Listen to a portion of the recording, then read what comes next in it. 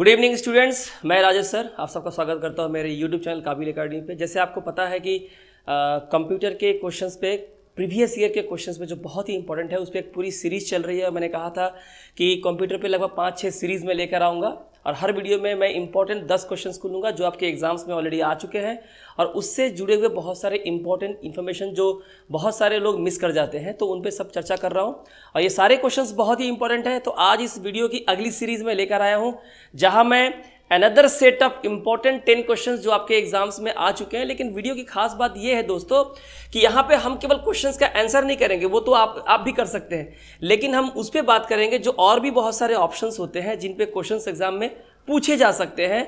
हम उनको भी देखेंगे कि अगर ये क्वेश्चंस नहीं आते हैं तो जो एडिशनल इन्फॉर्मेशन मैं आपको प्रोवाइड करूंगा कंप्यूटर के इस क्लास में, हो सकता है क्वेश्चंस वहां से भी आ जाए और आप आसानी से उन सवालों का आंसर दे सकते हैं। तो चलिए शुरू करते हैं। तो सबसे पहला सवाल है an error in computer data is called. देखिए, कंप्यूटर में किसी भी तरह की जो गलती यानी एरर या ऑपरेटिंग सिस्टम में हो या एप्लीकेशन में हो, किसी भी तरह का, ठीक है, तो इस एरर को हम लोग क्या कहते हैं।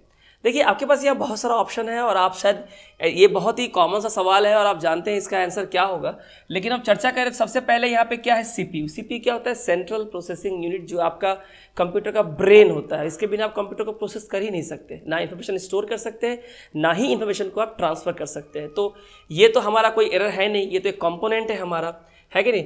इसके बाद है बग।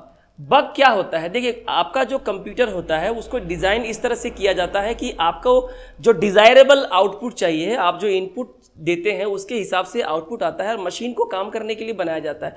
लेकिन कभी कभी क्या होता है, कुछ अनएक्सपेक्टेड एरर सिस्टम सॉफ्टवेयर में, एप्लीकेशन सॉफ्टवेयर में या कंप्यूटर में कुछ ऐसी चीज़ें हो जाती है कि आपका कंप्यूटर अनएक्सपेक्टेडली कुछ बिहेव करना स्टार्ट कर देता है जिसके लिए वो बना ही नहीं है। यानी कुछ असुविधा होगी, कंप्यूटर लैग कर रहा है, कंप्यूटर चल नहीं रहा है, कुछ प्रॉब्लम्स हो रही है, हैंग हो रहा है, या कुछ चीज़ें जो है डिलीट हो जा रही हैं, चीज़ें काम नहीं कर रही है। तो ये अनएक्सपेक्टेड एरर जो है जिसके लिए कंप्यूटर कभी बना ही नहीं था, ऐसे एरर को हम लोग कहते हैं बग। तो इतना तो आपको भी समझ में आ गया होगा कि इस सवाल का जो आंसर होगा वो क्या होगा, बग होगा। ठीक है, आई होप ये आपको क्लियर हो गया है। तो ये एक प्रोग्राम और सिस्टम का अनएक्सपेक्टेड एरर है जिसके लिए कंप्यूटर को बनाया नहीं गया था।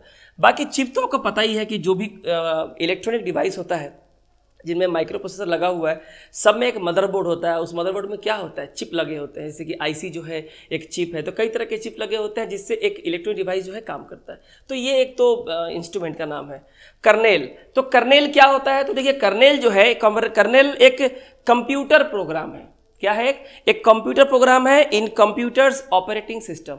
कंप्यूटर का जो ऑपरेटिंग सिस्टम होता है, जैसे कि आप विंडोज 10 पे काम करते हैं, विंडोज 11 पे काम करते हैं, तो ये आपका ऑपरेटिंग सिस्टम है जो आपको अलग अलग टास्क को परफॉर्म करने के लिए एक इंटरफेस या एक प्लेटफॉर्म प्रोवाइड करता है। तो उसी का एक कंप्यूटर प्रोग्राम होता है कर्नेल।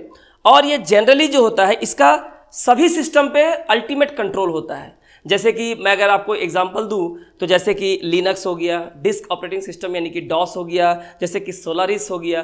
तो ये कुछ एग्जांपल्स हैं जो आपको याद रखने हैं ताकि एग्जाम्स में अगर इससे जुड़े हुए कुछ क्वेश्चंस अगर आ जाते, पूछे जाते हैं, तो आप आसानी से इन सवालों का जवाब जो है दे सकते हैं। तो आंसर तो खैर हमारा बग होगा, लेकिन जो हमने एडिशनल इन्फॉर्मेशन यहाँ पे दिया वो आपके लिए बहुत ज़रूरी है।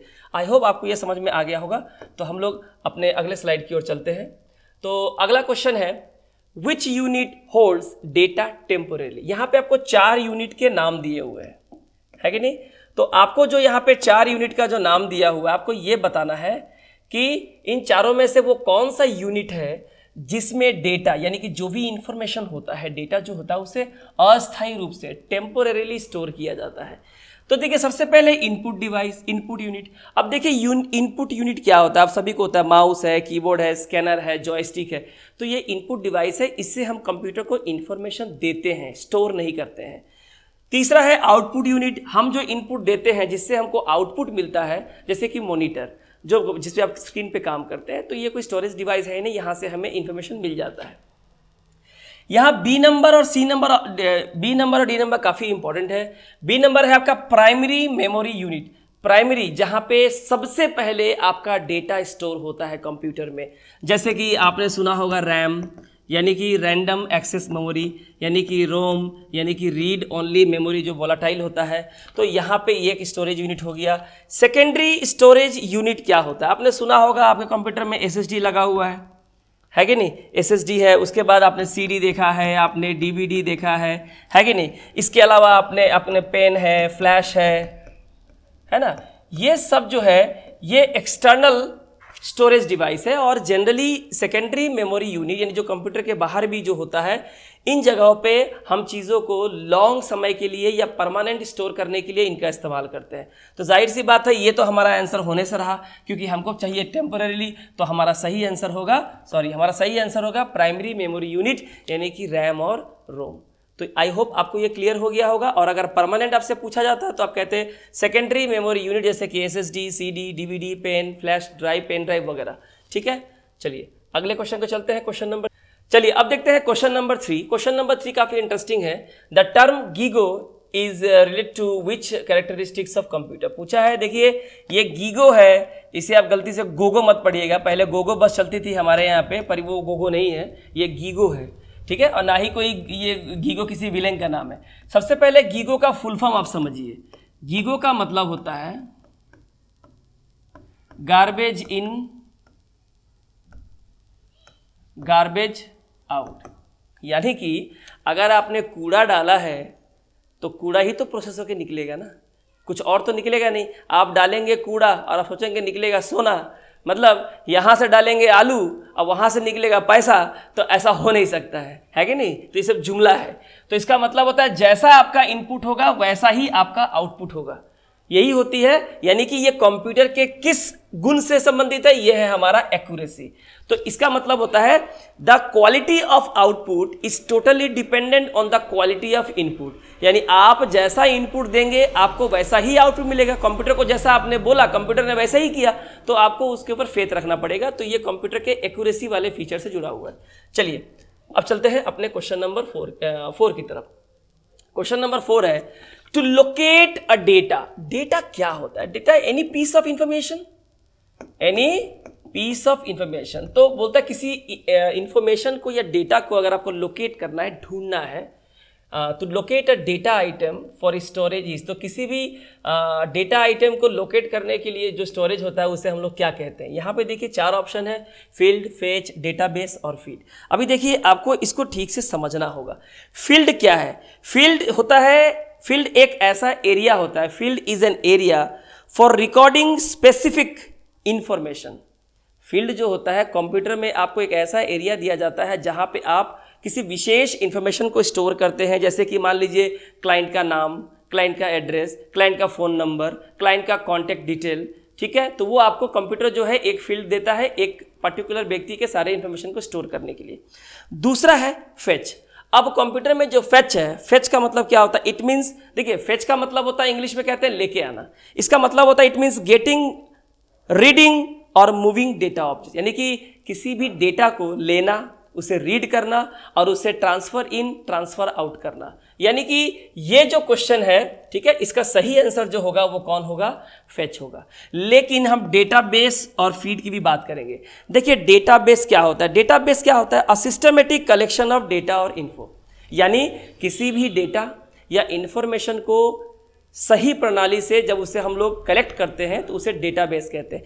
अब डेटाबेस को अगर हम सिंपल भाषा में अगर आपको समझाएं तो आपने देखा होगा, अगर आप गूगल पे सर्च करें ऑनलाइन टेलीफोन डायरेक्टरी, तो जैसे ही ऑनलाइन टेलीफोन डायरेक्टरी खुलता है किसी स्पेसिफिक जगह के लिए, वहाँ आपको क्या मिलता है? किसी भी व्यक्ति का नाम, उसका एड्रेस, उसका कॉन्टैक्ट डिटेल, उसका फ़ोन नंबर और उससे जुड़ी हुई कई सारी बातें आपको मिल जाती है। ये क्या होता है? एक डेटाबेस होता है। और जो डेटाबेस होता है वो DBMS यानी कि डेटाबेस मैनेजमेंट सिस्टम के द्वारा, प्रोग्रामिंग लैंग्वेज के द्वारा जो है प्रोसेस किया जाता है। उससे हम लोग डेटाबेस कहते हैं। जैसे कि ऑनलाइन टेलीफोन डायरेक्टरी, आप किसी का भी नाम, पता, कॉन्टैक्ट खोज सकते हैं, वो डेटाबेस हो गया। और फीड क्या हो गया? फीड कुछ नहीं, आपने देखा होगा, आप फेसबुक चलाते हैं, गूगल चलाते हैं, व्हाट्सएप चलाते हैं, देखते हैं न्यूज़ फीड। आपको हर दिन एक नोटिफिकेशन आता रहता है, फलना फलना से नोटिफिकेशन आया, ये न्यूज़ आया, ये न्यूज़ आया। आपने जहाँ जहाँ सब्सक्राइब कर रखा है वहाँ से नोटिफिकेशंस आते रहते हैं।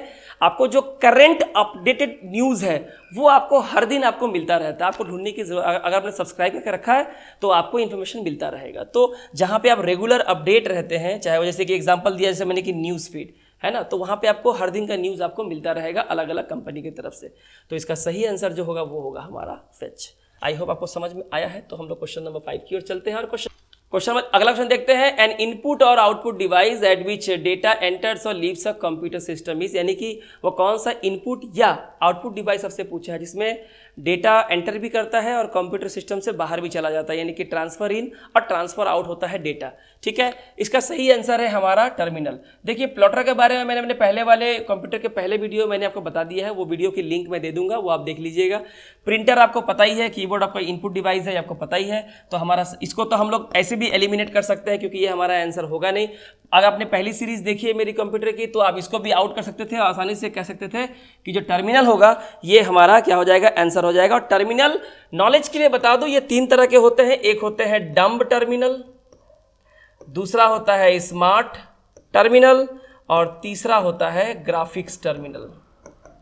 ठीक है, ये 3 तरह के टर्मिनल होते हैं, ये आप एग्जाम याद रखें, आपको एग्जाम में काम आ जाएंगे। चलिए चलते हैं अगले सवाल की ओर। क्वेश्चन नंबर 6 कहता है the contents of information are stored in, यानी किसी भी इंफॉर्मेशन में जो कंटेंट होता है, जो भी चीज़ें दी जाती है एक इंफॉर्मेशन में, वो कहाँ स्टोर होता है। ठीक है, तो वो कहाँ स्टोर होता है, यहाँ पे आपके पास 4 ऑप्शन है। बहुत ही टिपिकल सवाल है।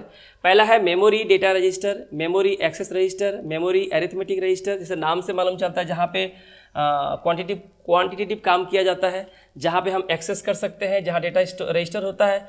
इसका जो सही आंसर है कंटेंट्स, किसी भी इंफॉर्मेशन का जो कंटेंट है वो कहाँ स्टोर होता है, तो टिपिकल आंसर है इसका मेमोरी एड्रेस रजिस्टर। याद रखिए एग्जाम में इसे शॉर्ट में कहा जाता है मार, और कभी कभी इसका फुल फॉर्म पूछा जाता है कि what is the full form of MAR, so you must know the full form, that is memory address register. ये मेमोरी एड्रेस रजिस्टर होता क्या, ये कहाँ होता है, तो memory address register is the CPU register, यानी आपका जो मेन सेंट्रल यूनिट है, सेंट्रल प्रोसेसिंग यूनिट, इसी का एक हिस्सा होता है, रजिस्टर होता है। और याद रखिए इस रजिस्टर को आप सबसे ज़्यादा क्विकली एक्सेस भी कर सकते हैं, पहुंच भी सकते हैं किसी भी डेटा को लोकेट करने के लिए, है कि नहीं। और इसमें क्या होता है, ये जो मार है मेमोरी एड्रेस रजिस्टर, याद रखिए it holds the memory location of data. Data का जो मेमोरी लोकेशन है ये कंप्यूटर में ये किस जगह पे है उसको वो होल्ड करता है, that needs to be access, यानी कि डेटा का जो मेमोरी लोकेशन है जहां आपको जाना है वो आपको इसी जगह मिलेगा जो कि CPU का एक पार्ट है। ठीक है, तो ये हमारा आंसर है। चलिए क्वेश्चन नंबर 7 देखते हैं। A computer can solve more than one kind of problem, this is related to which of the following characteristics. देखिए ये कंप्यूटर से ज़्यादा कॉमन सेंस का क्वेश्चन है। अगर एक आदमी अकेले एक से ज़्यादा कई तरह के मल्टीपल काम कर लेता है, इसका मतलब उसको हर चीज़ का अच्छा अनुभव है और हर चीज़ में उसको अच्छा ज्ञान है।